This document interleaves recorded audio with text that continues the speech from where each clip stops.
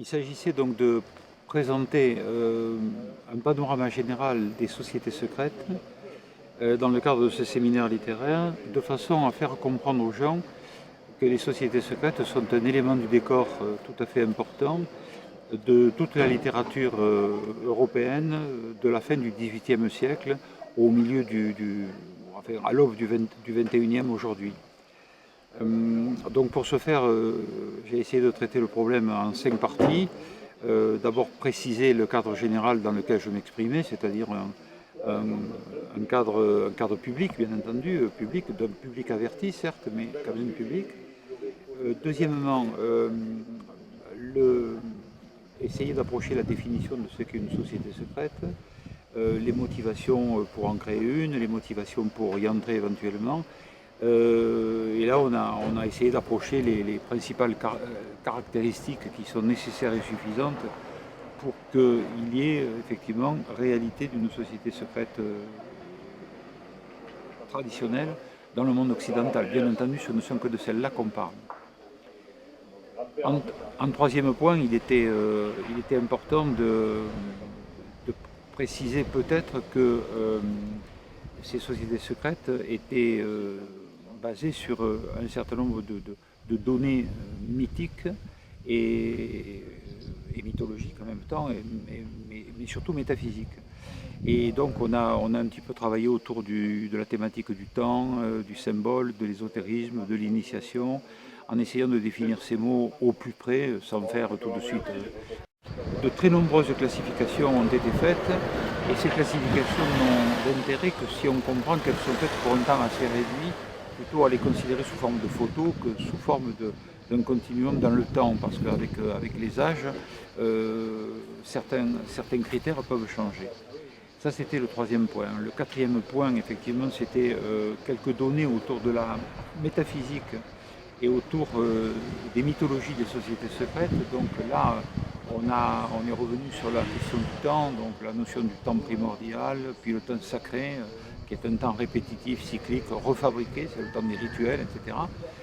Et j'ai essayé de donner quelques exemples à partir de la flèche du temps, qui est un phénomène assez connu,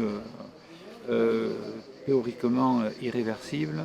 Voir comment la flèche du temps se mettait à onduler, prenait l'aspect symbolique du serpent, évidemment, lequel serpent est assimilable à la lumière, lequel serpent et la lumière, quand elle commence à amorcer un cycle, se retourne sur elle-même et vont nous renvoyer à la figure mythique de l'Ouroboros, le serpent qui se mord la queue. Et puis ce serpent qui se mord la queue, quand il commence à travailler dans la troisième dimension, va nous amener très vite à la notion de spirale. Et la notion de spirale symbolique va nous amener bien sûr aux confins de la science moderne la plus pointue, à savoir qu'on a découvert que notre univers, est un univers qui est en expansion et qui en plus est en accélération. Le cinquième point qu'on a abordé, qui était le point peut-être le plus long, qui faisait la jonction avec les travaux de la suite de mes confrères, c'est d'essayer de comprendre pourquoi les sociétés secrètes fascinent tellement les écrivains, les artistes, surtout au cours des derniers siècles.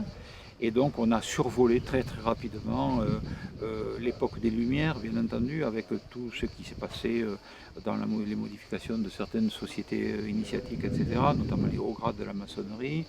On a ensuite embrayé sur l'époque romantique avec les écrivains du romantisme qui sont tous très imprégnés des sociétés secrètes. On a survolé Balzac, mais aussi Goethe, mais aussi Walter Scott, Byron, etc. Et puis, en continuant sur l'histoire du XIXe siècle, en passant par la Restauration, la Révolution de 1830 et puis la Seconde République de 1848 avec l'arrivée d'un prince-président, Louis-Napoléon Bonaparte, futur empereur qui lui-même sortait des Carbonari, c'est-à-dire d'une société secrète dont il avait été membre pendant longtemps. On arrive progressivement à la Troisième République, à Jules Ferry, à tous les occultistes de la fin du XIXe siècle, dans cette grande période particulière, où on va retrouver littérairement les grandes écoles telles que le symbolisme, l'école réaliste aussi, et puis on va aller tout doucement vers le surréalisme, avec des personnages remarquables comme André Breton, la pataphysique avec Alfred Jarry, Georges Perec, Marc Orlan, énormément d'auteurs auteurs. On va mentionner un peu les écrivains de l'ère du Verseau, autour de Paul Lecourt, dans l'entre-deux-guerres 1440, donc 1439, pour arriver à Marilyn Ferguson et le New Age, c'est-à-dire toute l'éclosion de l'ère du Verseau, l'ère d'Aquarius, et puis terminer sur aujourd'hui, un moment où probablement la physique de pointe la plus moderne est en train de se raccorder avec des anciennes vérités qui avaient été perçues plusieurs millénaires avant notre ère, qu'on ne pouvait pas à l'époque prouver et qu'aujourd'hui on commence à pouvoir prouver. Voilà. Donc ça c'était pour le volet des sociétés secrètes qui était la première conférence. La deuxième conférence porte plus particulièrement sur le contenu de mon livre qui s'appelle Les magiciens du crépuscule. C'est un hommage à Louis Pauwels et à Jacques Bergier que j'ai assez bien connu dans le passé, qui en 1960 ont écrit un maître livre qui a fait beaucoup de bruit à l'époque et qui continue d'avoir du succès et qui s'appelle Le Matin des magiciens. Et Le Matin des magiciens est un livre dans lequel Pauwels et Bergier, malgré un certain nombre d'erreurs qu'ils avaient anticipées par avance d'ailleurs, et c'est très clairement annonce une ambition tout à fait importante qui était à cette époque-là de réconcilier la tradition avec les sciences de pointe qu'ils pressentaient en 1960. Or aujourd'hui, en 2020, on s'aperçoit qu'ils ont eu raison. Ils ont raison, puisque toutes les branches les plus avancées de l'astrophysique, de la mécanique quantique, etc., sont en train de confirmer petit morceau par petit morceau, encore une fois, non seulement ce qu'on disait précédemment, c'est-à-dire ces grandes visions du passé, des philosophes de l'ancien temps, des gens comme Héraclite, comme Platon, etc., mais encore sont en train d'opérer une sorte de réconciliation entre l'approche scientifique des choses et une approche beaucoup plus intuitive, puisqu'il est bien connu que tout ce qui est de l'ordre de l'intuitif ne peut pas s'expliquer, ou en tout cas ne peut pas se démontrer et se prouver. Et néanmoins, aujourd'hui, la physique très avancée vient à la rencontre des grands intuitifs, des voyants, des gens qui font du channeling, des gens qui ont des illuminations, qui sont tous sauf des fous, qui sont simplement des gens qui ne peuvent pas forcément reproduire l'expérience qu'ils vivent et qui, en plus, n'ont pas les moyens forcément de la contrôler. Ils sont souvent passifs. Voilà. Donc c'est extrêmement encourageant pour l'avenir. Et à l'intérieur de ce livre, moi personnellement, j'ai développé une thèse assez compliquée. Je l'avoue franchement, c'est une thèse qui demande de travailler selon la pensée complexe d'Edgar Morin, de Jacques Attali, de Michel Serres, etc., de ces grands précurseurs qui ont créé le groupe des 10 dans les années 65-70, le groupe qui ont préfiguré ce qu'on appelle l'interdisciplinarité, qui devait déboucher ensuite sur la transdisciplinarité et qui a débouché effectivement, à savoir que existe-t-il un complot mondial au sens d'un complot planifié à l'échelle de la planète? Ce complot existe-t-il vraiment? Est-il crédible? Est-ce qu'on est en capacité d'apporter des preuves d'autre chose que des preuves de fragments d'actions complotistes qui sont tout à fait différentes, évidemment. Ça, personne ne songe à nier que les complots sont très nombreux, qu'il y a plein d'actions complotistes en tout genre, au niveau des groupes pharmaceutiques, au niveau des grands groupes financiers, au niveau de la problématique de certaines mises sur la santé, etc. Personne ne songe à nier ça. La question est de savoir si on a affaire à une planification de type mondial, c'est-à-dire vraiment planétaire, ou s'il ne s'agit que d'une juxtaposition et d'une sorte de trompe-l'œil, où l'on prend un certain nombre de faux semblants pour des réalités. Clairement, l'hypothèse que je défends, mais qui sera clivante, ça je n'en doute pas, c'est que beaucoup de gens confondent la succession, la juxtaposition de corrélations avec la création de causalité entre les différents thèmes. Et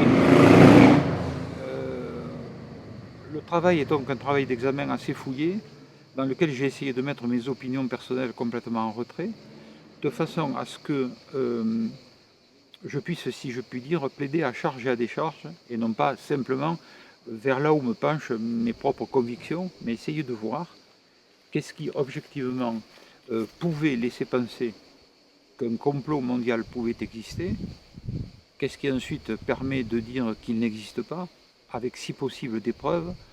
C'est toujours très difficile, pour ne pas dire impossible, de prouver que quelque chose n'existe pas. C'est pour ça qu'on utilise ce qu'on appelle le système des impossibilités logiques. Mais pour autant, ce n'est pas forcément convaincant pour quelqu'un qui n'a pas envie d'être convaincu. C'est aussi un travail sur le raisonnement des individus, c'est-à-dire dire aux gens, apprenez à penser. Ne vous contentez pas de croire, mais apprenez à penser. C'est-à-dire apprenez à penser par vous-même d'une façon hypothético-déductive. Ne croyez pas forcément tout ce qui est raconté quand vous n'avez pas vérifié les sources plusieurs fois. Il n'y a aucune raison de penser que telle source ou telle source soit plus vraie qu'une autre. Il faut vraiment aller creuser avant de dire mon opinion est que cette chose-là est vraie. Alors c'est très difficile à notre époque puisque le conspirationnisme est partout, c'est une idée à la mode, et ce conspirationnisme il vient du fait que nous sommes dans une époque de très très grande confusion. Le monde ne va pas très bien sur le plan de l'esprit global. Il y a une énorme confusion qui fait que tout le monde veut avoir raison, les égos s'entrechoquent, les gens sont sur des problématiques de démontrer qu'eux-mêmes ont raison, même contre toute évidence, etc. Et n'arrivent pas à se mettre à distance de la réalité des sujets observés. Et tout ça devrait s'inscrire, est-ce que tout cela s'inscrit, oui ou non, dans l'hypothèse de la fin d'un cycle? Donc le résultat de ma trouvaille, qui n'est pas une grande découverte, c'est que je pense que plutôt que d'attendre et d'imaginer que les complots sont organisés par des sociétés secrètes, Illuminati ou franc-maçonnerie ou Skull and Bones ou tout ce qu'on peut imaginer, on est beaucoup plus, on fera du bien meilleur travail si on commence à comprendre que le travail consiste à bosser sur soi-même, c'est-à-dire en fait à essayer de manière individuelle à faire remonter son propre champ de fréquence, son propre taux vibratoire, et ce faisant faire remonter le taux de conscience du monde.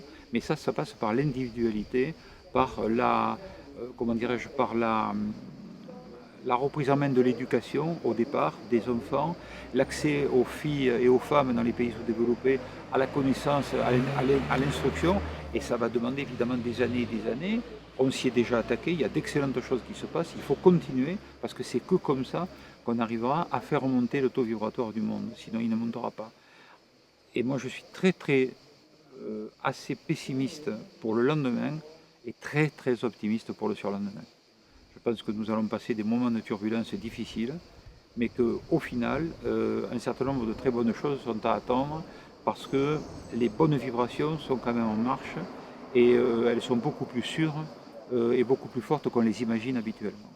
Donc il n'est pas nécessaire d'être toujours dans le sombre, dans le négatif. Il y a de la difficulté, il va y avoir des coups, il va y avoir probablement de la sueur et des larmes, mais au final, un certain nombre de choses vont vaincre. Les bonnes forces vont certainement gagner, parce que nous montons en fréquence tout simplement.